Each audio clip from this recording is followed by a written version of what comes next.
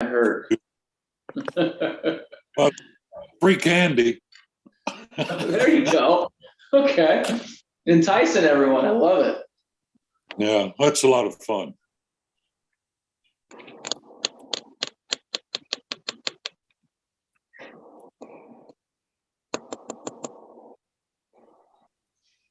Got about another minute and we're good.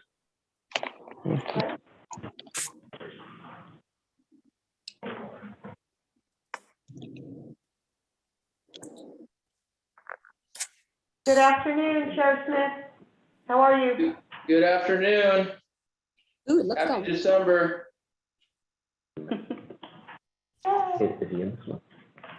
Yeah.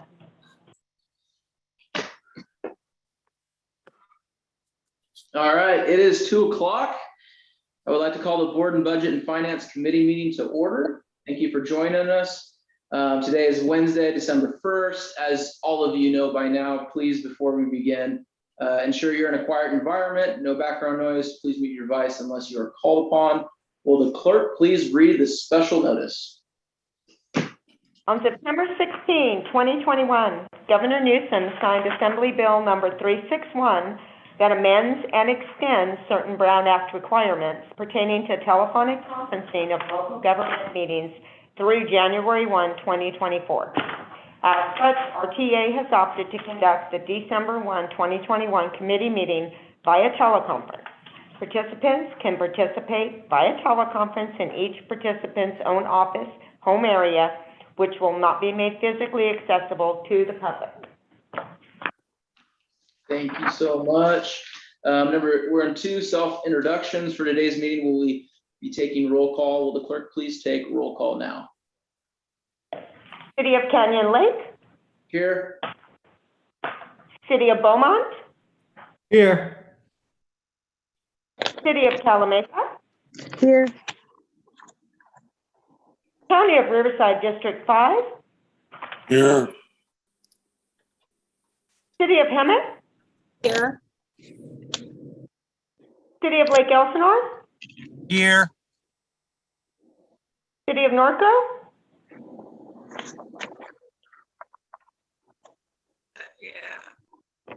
I see you. City of Wildemar, Here. Norco's here. I gotta unmute myself. Thank you. Director, and County of Riverside District 3. Here. Chair, you have a quorum. Members, please remember to remute your device. Thank you so much. Will the clerk please take attendance of RTA staff? Yes, thanks, Chair. Larry Rubio? Here. Kristen Warsinski? Here. Charlie Ramirez? Here. Tom Franklin? Here. Laura Camacho? Here. Rick Kazarowski? Here. Jim Neepkins? Here. Melissa Blankenship? Here. Stephanie Searles? Here. Robert Fernandez? Here. Brad Weaver? Here. Yesenia Felix? Here. Thank you, Chair. Thank you so much. Also, shout out to Zach. Thank you for joining us, Zach and Temecula. Glad to have you on the call. If you're following along, we're on item 3. This is public comments. This is on non-agenda items. Will the clerk please read the directions for public comments? Members of the public may address the board regarding any item within the subject matter jurisdiction of the board. However, no action may be taken on off-agenda items unless authorized by law. Comments shall be limited to matters not listed on the agenda. Members of the public may comment on any matter listed on the agenda at the time that the board considers that matter. Each person's presentation is limited to a maximum of 3 minutes. Thank you. Madam Clerk, have we received any requests in writing? No, Chair, I have not.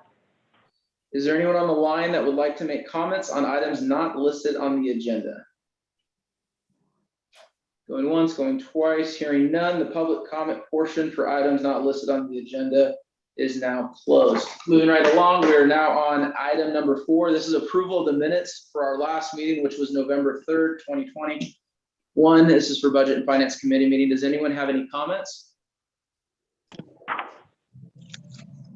I need a motion to approve. Mesa moves. Thank you, Second. Linda. I think I got an Art as a second. Is that correct? Yes. Thank you. I appreciate you. Will the clerk please take a roll call vote? Yes. City of Canyon Lake, Aye. City of Beaumont, Aye. City of Calamasa, Aye. City of Hemet, Yes. City of Lake Elsinore, Aye. City of Norco, Yes. City of Wildemar, Aye. County of Riverside District 3, Yes. County of Riverside District 5. Yes.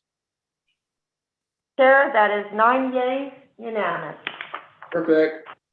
Thank you. Next is item 5. This is our cash flow projections. Charlie, this is yours. Go ahead. Thank you. Good afternoon, Chair Smith, members of the committee. My name is Charlie Ramirez, Chief Financial Officer for the agency. You have before you on page 8 the agency's actual cash performance through mid-November, followed by a projection of weekly cash activity through mid-January of next year. This is a period that covers the better part of the first 7 months of fiscal year 2022. The agency continues to enjoy a strong cash position thanks to influxes of local transportation funds, American Rescue Plan Act federal COVID stimulus funds, and better than anticipated fare box revenue. As such, I do not anticipate any cash flow issues for the reporting period. Thank you, and that completes my presentation. Thank you, Charlie. Any questions from committee members? Yes. Absolutely. Linda, you are up. Thank you, Jeremy. Charlie, have we heard anything further from the feds on the PEPRA lawsuit and all of that stuff that is going on again? We have not, good question, Chair Krupa. We haven't heard anything, to my knowledge, definitive. There's a lot of noise going on between, lobbyists, the CTA, certain organizations like SCAG. So a lot of people are getting involved. I know where we can, we are submitting our grants, and we are told that they are waiting to send that to the Department of Labor. So as far as I know, nothing official. Okay, but we are going to RCTC to get some local funding. That is correct. Their committee did approve of that item, and it will go to the full commission for approval. So I do expect those funds to be available. The need for those funds would start to arise as we get into the late spring months. So for the very immediate future, we are in good shape, and we will have access to those funds when we need them. I do expect. Okay, thank you, Charlie. Really appreciate the information. Thank you, Chair Krupa. Good question. Anyone else? Do I have any questions from the public? Again, this is item 5, cash flow projections. Hearing none, this is receive and file. We are moving along to item 6. Charlie, this one's yours again. This is our quarterly capital status. Thank you, Chair. Well, it's hard to believe another quarter is in the books, and here we are staring at the end of 2021. But as such, it's time for our quarterly capital status update to take a look at some of what we've accomplished over the last 3 months, as well as a look ahead to the next 3. So with that, we'll start with board authorizations and approvals in the September to November timeframe for accomplishments. The board did approve the final design of the Vine Street Mobility Hub. You all know that to be a very vital hub to this agency's future service delivery plans in the downtown Riverside area. The board also authorized an award to SOMAS for the construction management services, which really clears the way to begin building what I believe will be a very fine facility. The board also authorized an award to ND Construction for new shelters and amenities. This is related to the Wakeland Mission Heritage Plaza project in downtown Riverside, related to 7 stops, bringing new shelters, benches, and trash cans to that area. Also authorized an award to NPG for an asphalt refresh on the main and Durhart parking lots here in Riverside. In addition to a new top coat of asphalt, there will be new paint for the parking stripes and new parking bumpers. So this will be a nice facelift for the parking lots, as well as extending the life of the underlying asphalt for another 10 years. Outlook to the December, February timeframe. You'll hear in a few minutes a presentation from our Director of Contracts looking for the board to authorize an award of the purchase of 35 new CNG buses with the option to purchase an additional 35. That's the 70 that was called out in our board-approved zero-emission bus rollout plan, and really is the final bridge as we look to extend out our CNG technology and begin slowly making way for hydrogen. We will also seek board authorization to award the contract for the construction of the Vine Street Mobility Hub. So touched on above, we are really looking to get this project going full speed ahead in the construction phase. Turning to vehicles, over the fall, we're more than halfway through the steel piston upgrade project. This was a project that was greenlit by the board in January. It took 55 buses, provided an engine overhaul by way of swapping out aluminum pistons for the more sturdy commercial grade steel pistons. We've completed about 30 of the 55, so we're well underway. The transmission overhauls, this is something the board approved in February. This was a little bit more of a slower burning project. We're looking to rebuild the transmission on 114 buses over about a 3+ year period. So we have started to make some progress. I think we've done somewhere in the vicinity of 8 to 10 of these. So we're moving. The outlook for the winter, we are also going to initiate an electronic system overhaul for select buses. This is the electronic system related to fuel and ignition. We have seen an uptick of buses stalling while in revenue service, so we need to make sure that that doesn't happen. You're starting to see a recurring theme that as the current Gillig fleet reaches the end of its life cycle, we are undertaking more costly maintenance campaigns, things like engine overhauls, steel piston upgrades, transmissions. That really goes hand in glove to the next item, which is when the board authorizes the purchase of the 70 new CNG buses, and those start to come in. We can begin to replace some of the older, more problematic Gilligs that are currently in the fleet. Turning our attention to facilities over the fall, we installed about 265 feet of chain link fencing between the fuel stations and the overflow lot in Riverside. This was really about safety. There was a drop off there of about 2 feet. So we had concerns of employees stepping off and twisting their ankles. So that protection barrier is now in place.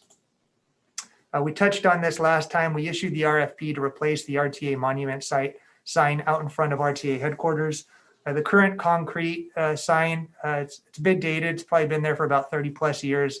So we're looking to give it a more modern take and hoping that it'll catch the eyes as people drive by on 3rd Street. We also did some pretty substantial concrete repairs in Hemet in the yard and the sidewalk. Again, I know concrete repairs are not necessarily the most glamorous of capital projects, but I assure you very necessary for safety and image. Absolutely. Also, the University of California, Riverside, when that mobility hub did not come to fruition, the board opted to provide some fresh amenities to the campus by way of the Canyon Crest area, adding some shelters, some sawtooth cutouts for the buses, benches, trash cans.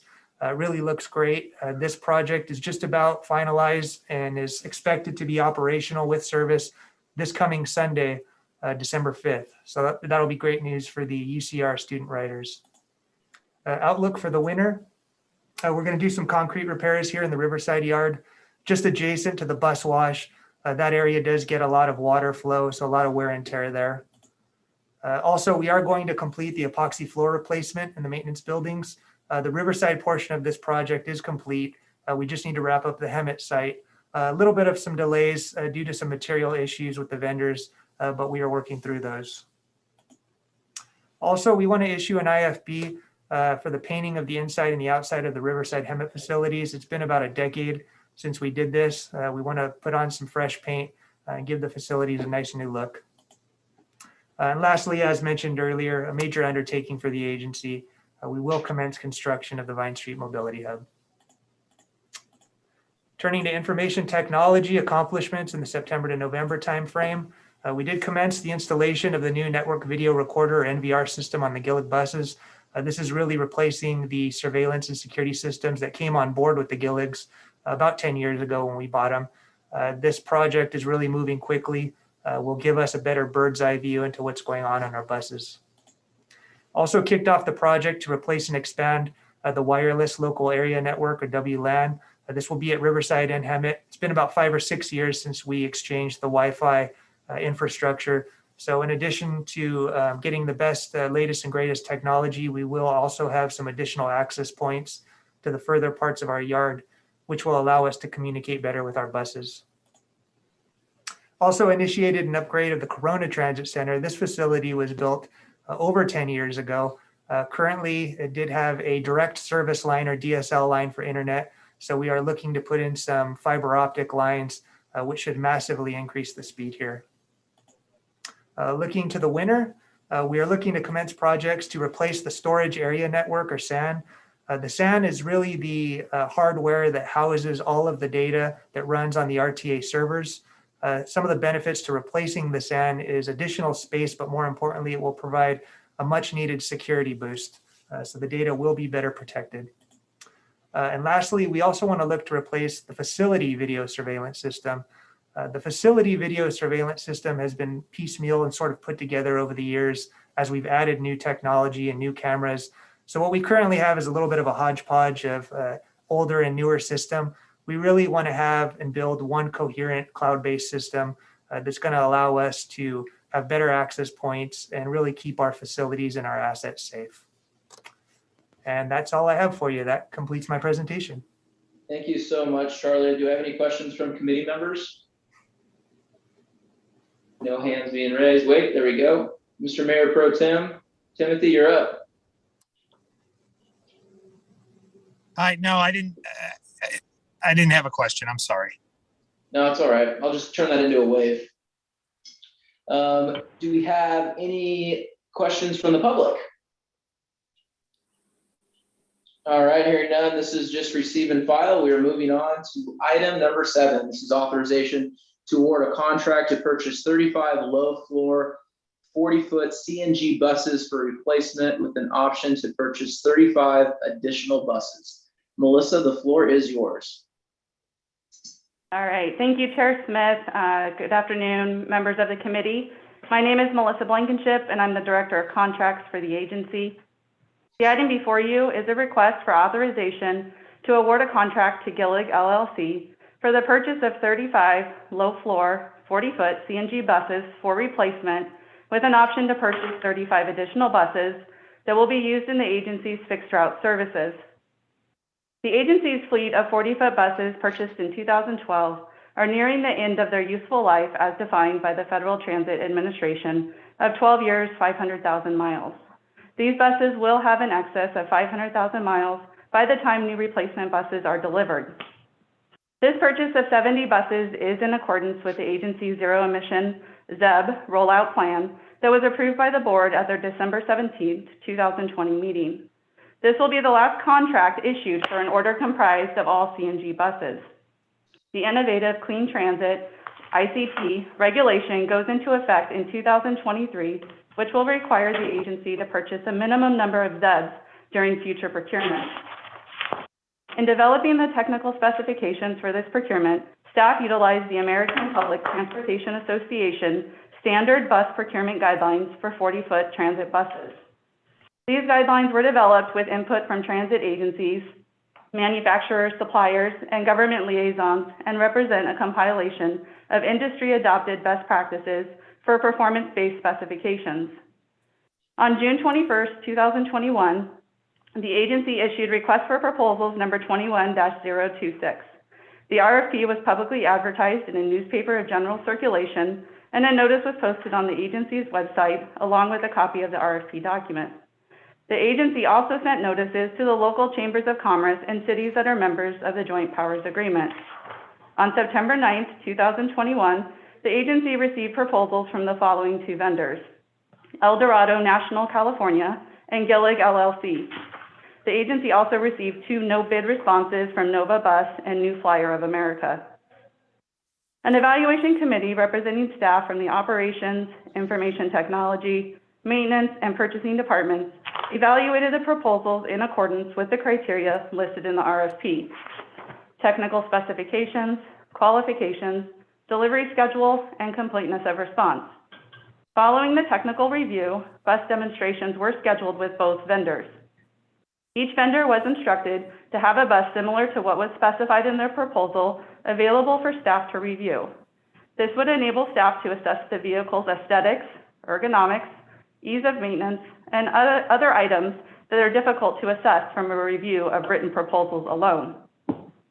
At the conclusion of the technical review, bus demonstrations, and proposal clarifications, the final pricing was submitted by each vendor and is shown on page 11 of your agenda.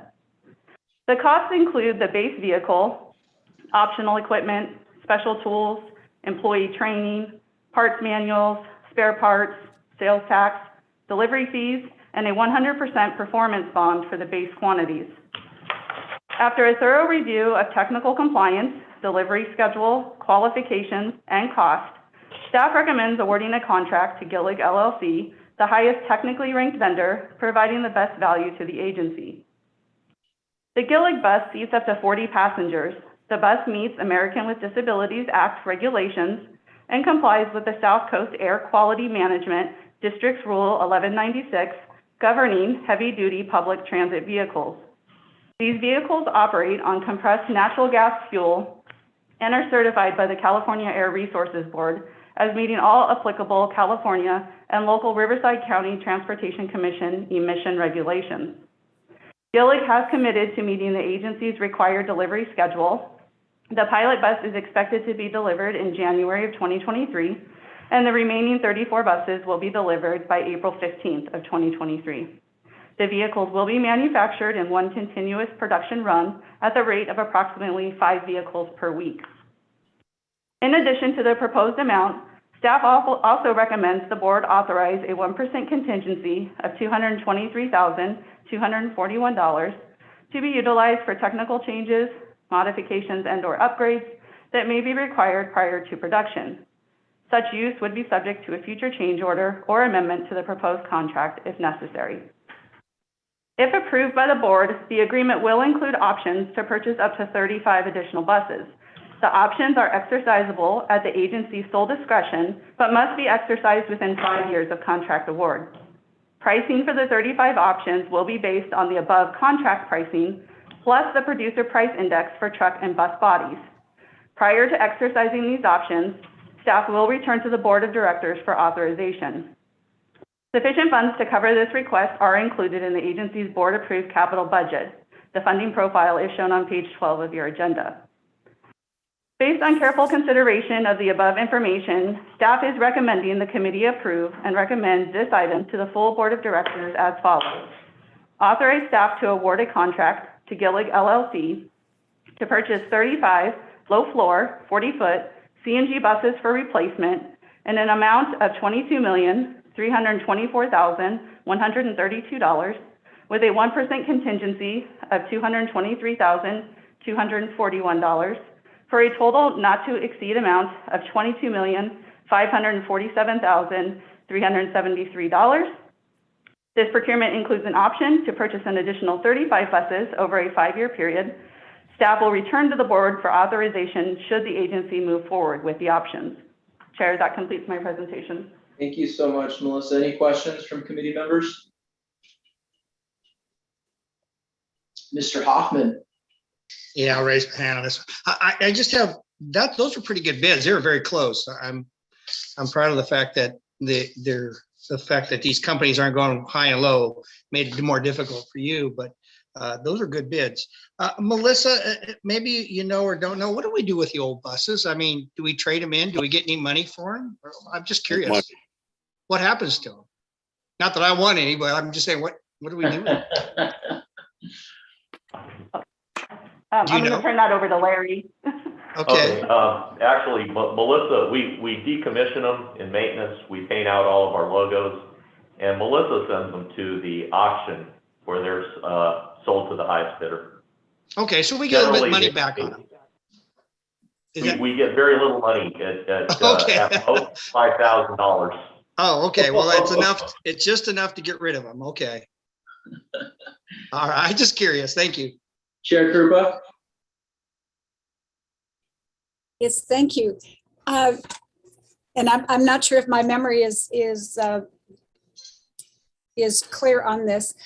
Was the original purchase from Gillig way back when, Was that when we changed the colors and the logos on the buses themselves? And if so, are we looking at doing that again with the new purchases? Good question. Why don't we turn that over to Jim Neefkins? Okay.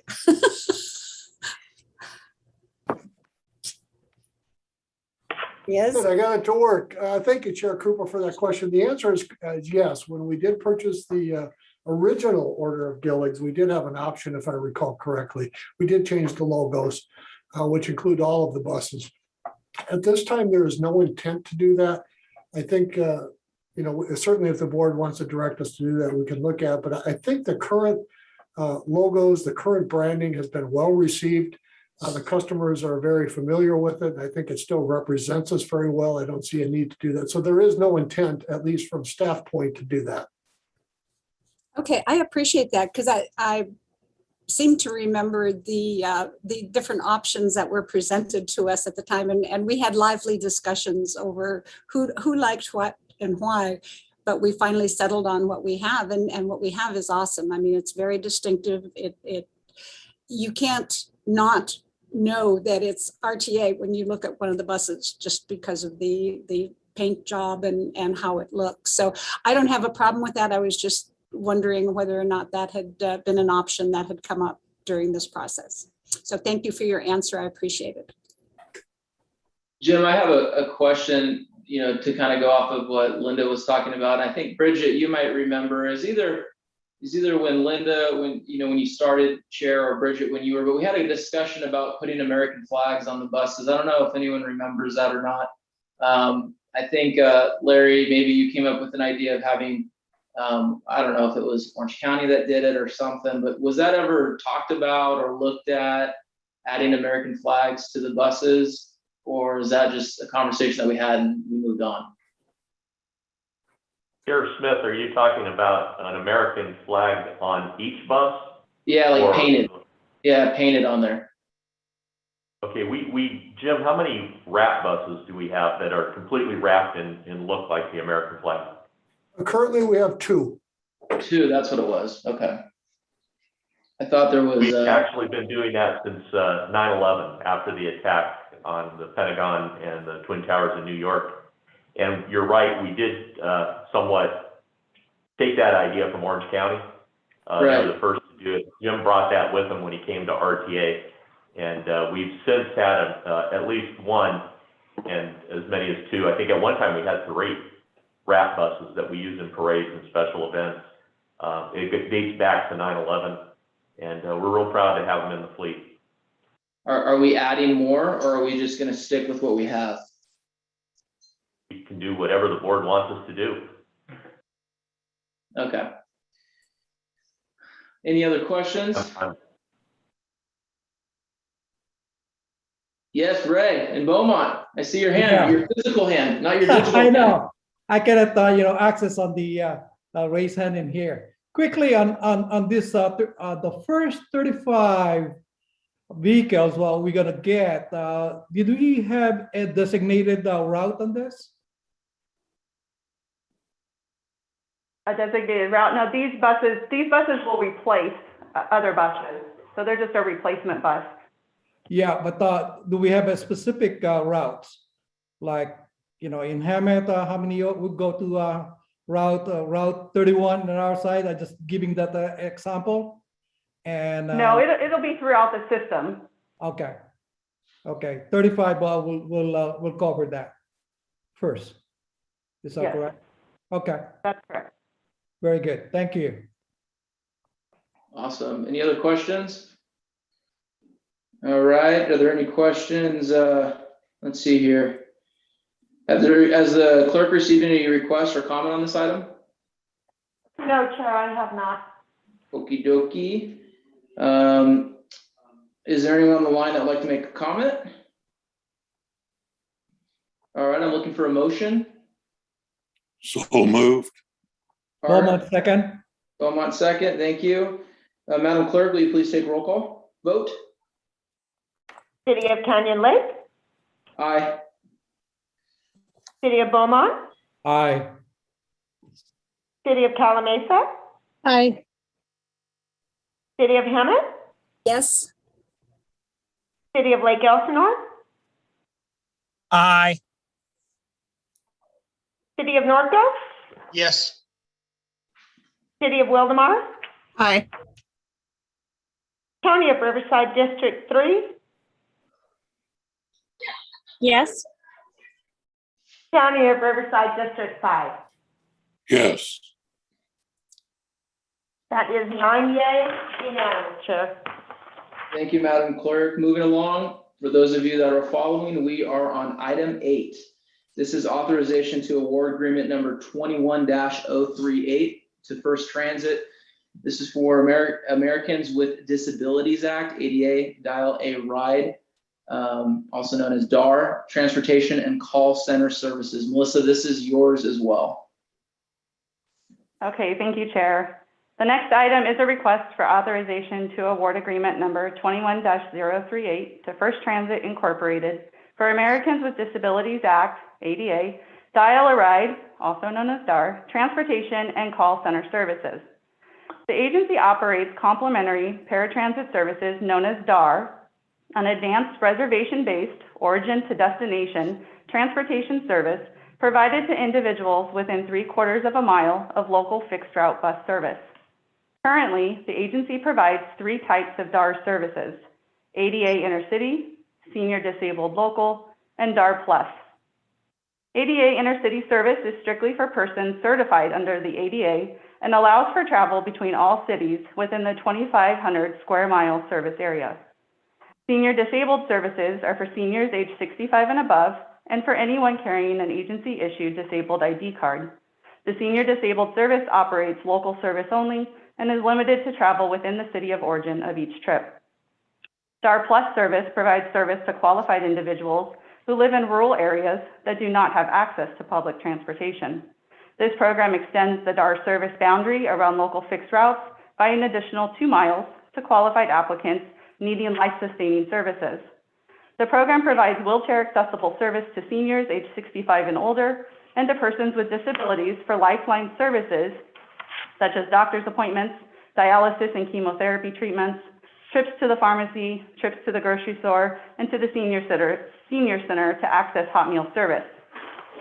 The contractor for these services provides everything necessary for a turnkey operation, including but not limited to the management team, the personnel, reservations and scheduling, dispatching, operations, the facility, maintenance, the fuel, insurance, record keeping and reporting, computer hardware and administrative software, including all software and hardware support, telecommunications equipment and system, and vehicles for driver relief and road supervision. Further, the contractor is responsible for providing these services throughout the agency's entire 2,500 square mile service area using agency-provided vehicles. The current number of vehicles assigned to the DAR fleet, including spares, is 110. ADA DAR service for FY22 represents approximately 12% of the agency's annual operating budget, employing 96 contract employees in every aspect of operations, including drivers, mechanics, reservationists, dispatchers, and administrative support. On October 3rd, 2021, staff issued request for proposal number 21-038. The RFP was publicly advertised in a newspaper of general circulation, and a notice was posted on the agency's website, along with a copy of the RFP document. In addition, the agency sent notices to the local chambers of commerce of those cities that are members of the Joint Powers Agreement. On October 13th, 2021, the agency received proposals from the following 3 vendors: Southland Transit Incorporated, Empire Transportation Incorporated, and First Transit Incorporated. As noted above, ADA or DAR services are procured using the formal competitive request for proposal process. This process requires an evaluation of proposals based on predetermined criteria previously identified by staff as critical to the success of the overall project. These criteria, along with their relative weights, were disclosed in the evaluation and award section of the RFP. The formal competitive proposal process is what principally distinguishes an RFP from an invitation for bid, where price is the only consideration. Proposals are reviewed by an evaluation committee for their technical content only, and the corresponding cost proposals are evaluated by procurement staff. For this procurement, the published evaluation criteria in which the proposals were evaluated are the following: qualifications, related experience, and references, project staffing and project organization, technical approach and work plan, completeness of response, and cost and price. An evaluation committee representing staff from the purchasing, operations, risk management, and maintenance departments reviewed each proposal for its technical content in accordance with the criteria listed in the RFP. The technical scores are then compiled by procurement staff and the results shared with the committee members. At the conclusion of the technical review, Southline Transportation Incorporated was excluded from further consideration due to low technical scores. The two highest technically ranked firms, Empire Transportation Incorporated and First Transit Incorporated, were invited for virtual interviews. Interviews were held, and then staff issued a request for revised proposals, which included clarification questions and a request for each firm to propose a new key personnel candidate for those who were unsatisfactory. The evaluation team conducted follow-up interviews, and both project teams received satisfactory scores. The next step in the evaluation process was to conduct a thorough price analysis comparing resources and individual cost elements. This analysis highlights cost-resource variances by line item between vendors and is intended to ensure proposals are compared on an apples-to-apples basis. Potential vendors were instructed to base their pricing on estimated revenue hours and miles, which can be found on page 16 of your agenda. Staff then solicited best and final offers, asking each vendor to address specific questions where significant differences were noted in labor resources, wages, fringe benefits, fuel expenses, facilities, training, and insurance. BAFO pricing is shown on page 17 of your agenda. After careful consideration of the above, the evaluation committee concluded that the proposal presented by First Transit Incorporated represented the best value for the agency. This determination was made based on the results of the overall weighted average of scores for each evaluation criteria, a thorough analysis of the cost proposal, interviews, and reference checks. As a result, staff recommends the agreement be awarded to First Transit Incorporated as the most technically responsive vendor, providing the best value to the agency. Key highlights from the evaluation process include First Transit's number of proposed drivers is in line for a contract of this size and scope. First Transit proposed a solid project team that included key personnel that have worked on contracts of similar size and scope or larger. And First Transit has a formal progressive pay scale for operators and generally higher wages for other employees, ensuring higher levels of employee retention. The proposed agreement includes well-defined and measurable performance standards, specific performance incentives, and penalties for not meeting the minimum performance requirements. Lessons learned from previous agreements have also been incorporated into the new agreement, providing an even greater level of oversight capability. If approved, the new agreement will take effect on July 1st, 2022. Funding for these services will be incorporated in the agency's budget request for FY23. Funding for future years will be requested in future fiscal year budget requests.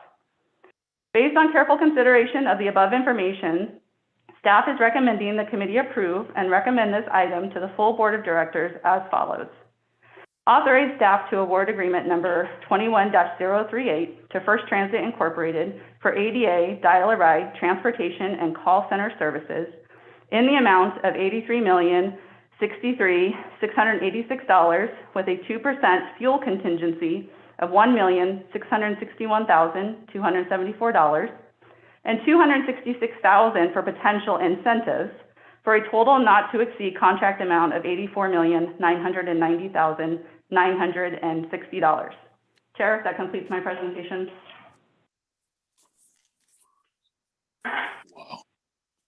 Thank you so much.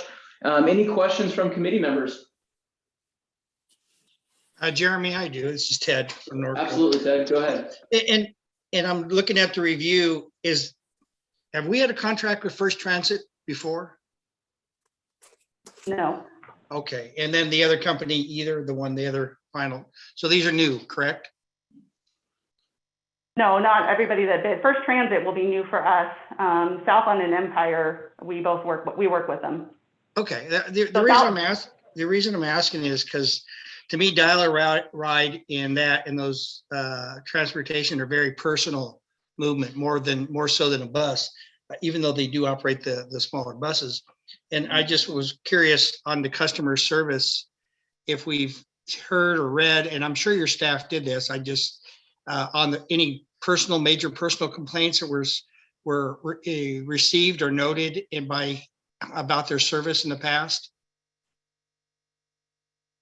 About First Transit? Yeah, I mean, go ahead, I'm sorry. No, it's okay. Actually, the reference check for First Transit, they're currently operating in San Diego, and they had very positive things to say about First Transit and meeting all their KPIs, and it was a really positive reference for them. That's good to know. Only because they operate on a smaller service and more on a one-to-one basis, and that's what I was looking for, is that we didn't hear a lot of complaints. So I appreciate that. Thank you. Thank you, Ted. Anyone else? Yes, Jeremy. Absolutely. Bridget? So it says based on the current 1.45 is passenger per hour productivity. So what do we think if our passengers go up, or how has been dollar rate been through the pandemic? Good question. Yeah, so the passenger per hour has gone down because of the decrease in ridership. The goal is to have our passenger per hour at 2.0. That's ultimately the goal for this contract. So the cost it would be for, even though it's 1.45 right now, the cost would be for 2.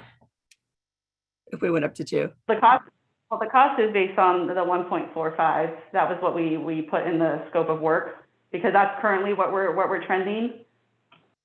But ultimately, as we get back and we move through this pandemic, the goal is to get back to a 2.0 passenger per hour. Okay. Jeremy, can I follow up on that? Absolutely.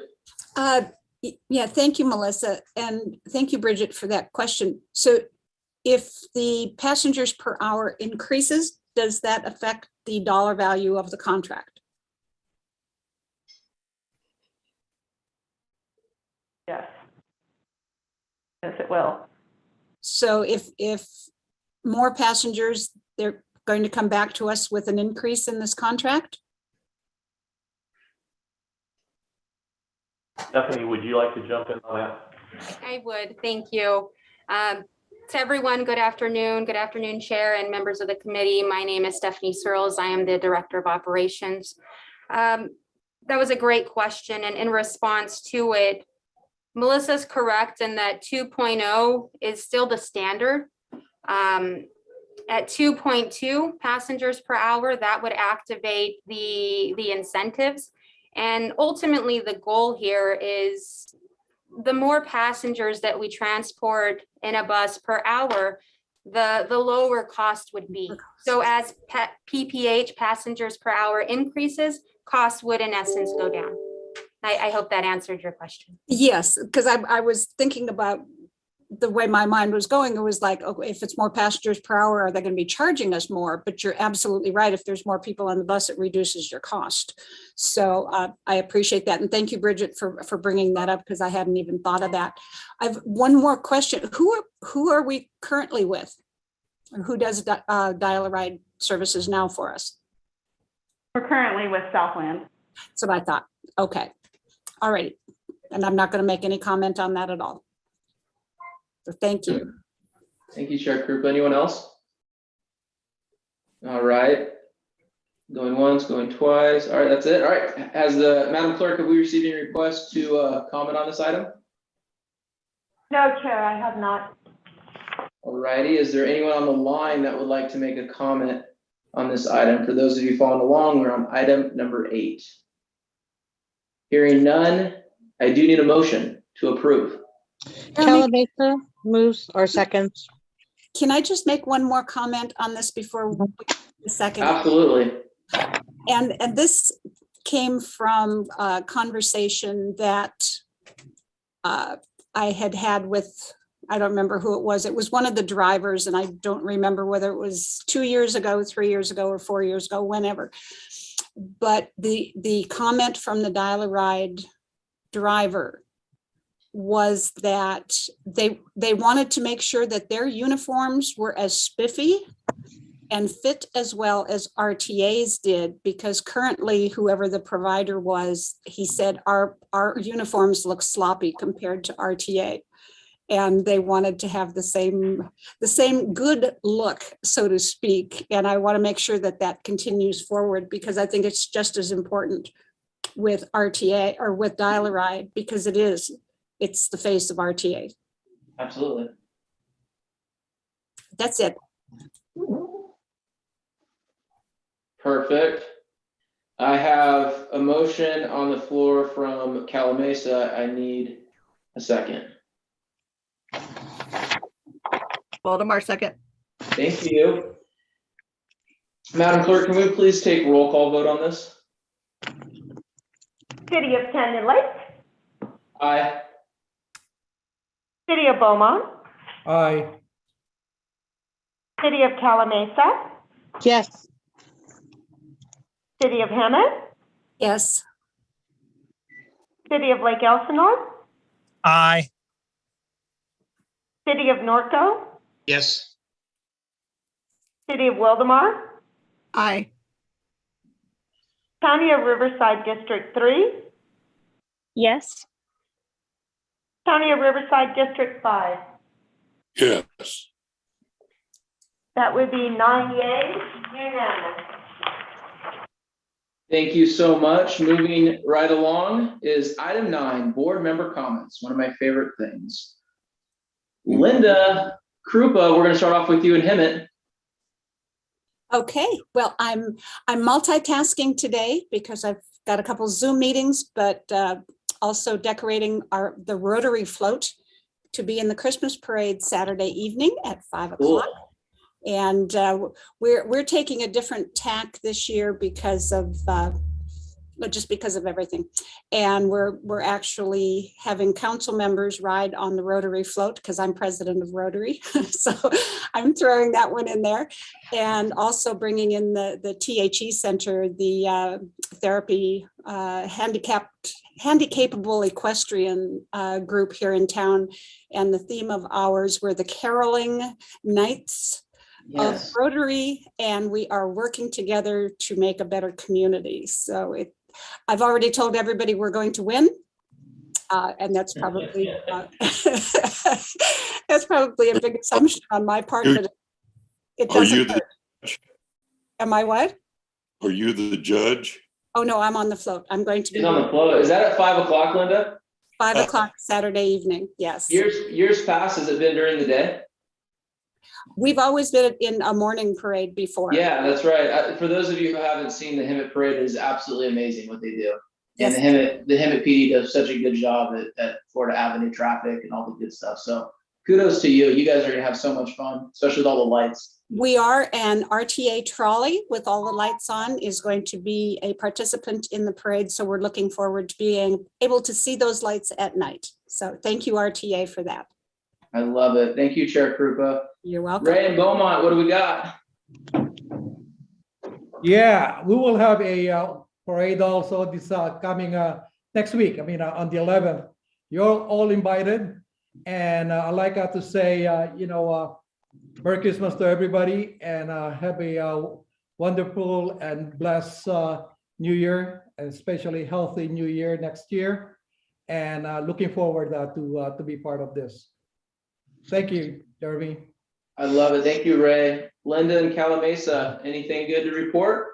Well, Calamasa also has their parade, an evening parade on December 11th. And so if anybody happens to be in our area, please come on by. It's always a lot of fun. Thank you. I love it. Mr. Mayor Pro Tem in Lake Elsinore. Thank you, Chair. We have our Winterfest on Saturday, this coming Saturday between 3 and 7. We also have a parade. We hope you all can come out. It's a lot of fun. It's one of the things that we do in Lake Elsinore that is one of the core things that we do. So hope everybody can come out. Thank you. Thank you, Tim. Appreciate it. Mr. Hoffman, what do we got in Norco? Norco, on December 11th, if you're not going to be in the pass area, you can certainly come out to Norco for our parade of lights. We put a lot of lights on our horses and old tractors when we drive downtown. And I'm jealous of Linda in the Rotarian. As a fellow Rotarian, Linda, I'm proud of you, just to let you know. But I'm one of the announcers of our parade, so I won't be on our float and or anything else. But it is a lot of fun. Thank you. I love it. Thank you, Ted.